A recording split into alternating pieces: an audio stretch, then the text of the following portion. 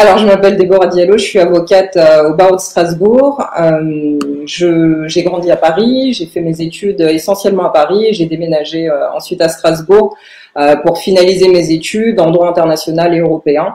Dans le cadre de mes études, j'ai pas mal voyagé. J'ai étudié 1 an en Grèce dans le cadre du parcours Erasmus. J'ai fait aussi une summer school en Italie. J'ai travaillé dans un cabinet d'affaires à Bruxelles. J'ai travaillé aussi au sein d'une ONG en Thaïlande. Et donc à la fin de mes études, donc ici à Strasbourg, j'ai passé l'examen d'avocat que j'ai obtenu et dans la foulée, lorsque j'ai prêté serment, j'ai monté mon cabinet ici à Strasbourg.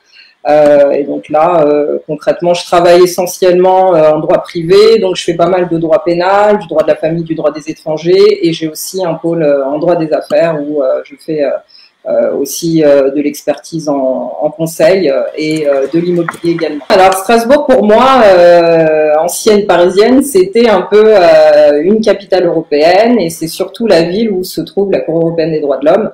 Et donc il y avait une cohérence clairement dans le parcours dans lequel je m'inscrivais, c'est-à-dire en droit international et européen et plus particulièrement dans la lutte pour les droits humains. Et donc ça, c'est quelque chose qui est extrêmement important pour moi. Je pense que tu le sais, donc j'ai participé à des concours de plaidoirie en la matière, donc en droit humain, et donc là j'ai remporté en janvier dernier le prix du public au concours international des droits de l'homme au Mémorial de Caen. Pendant les études, c'est une question très difficile parce qu'évidemment j'adore voyager, donc c'est difficile de faire des classements.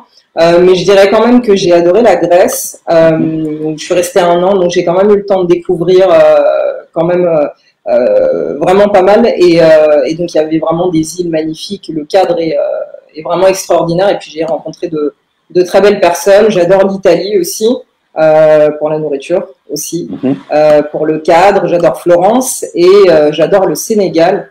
Le Sénégal, je m'y rends tous les ans. Moi, je suis vraiment j'ai beaucoup d'amour pour ce pays.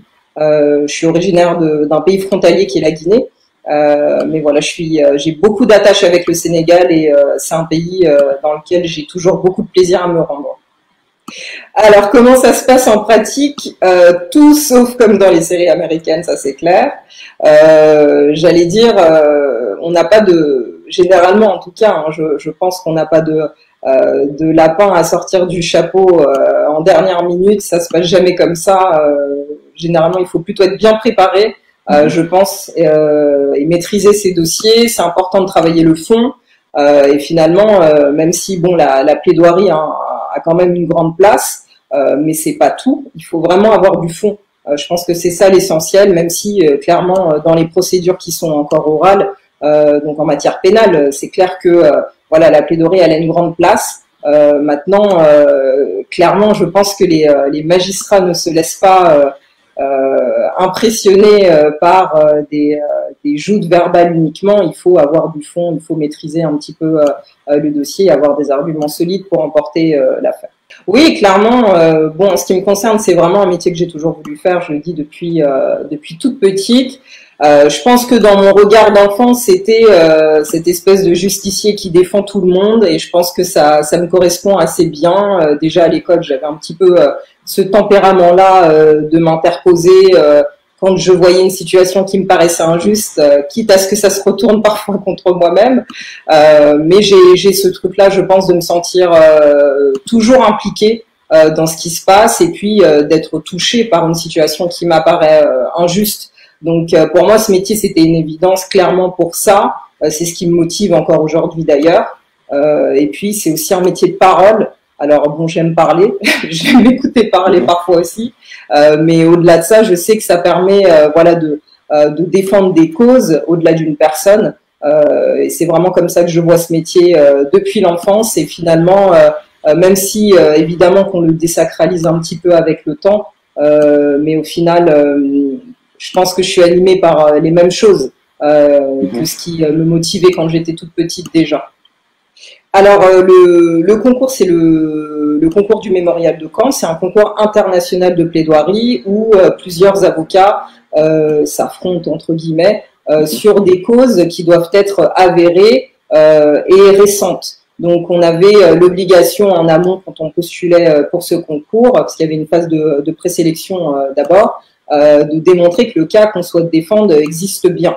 On a envoyé des vidéos de nous en train de clamer finalement les premières phrases de notre plaidoirie. On avait aussi l'obligation d'envoyer la plaidoirie écrite directement au mémorial de Caen. Et puis à partir de là, ils ont sélectionné 10 avocats qui émanaient de différents barreaux pour plaider sur la cause choisie. Et donc en ce qui me concerne, j'ai choisi les mutilations féminines génitales.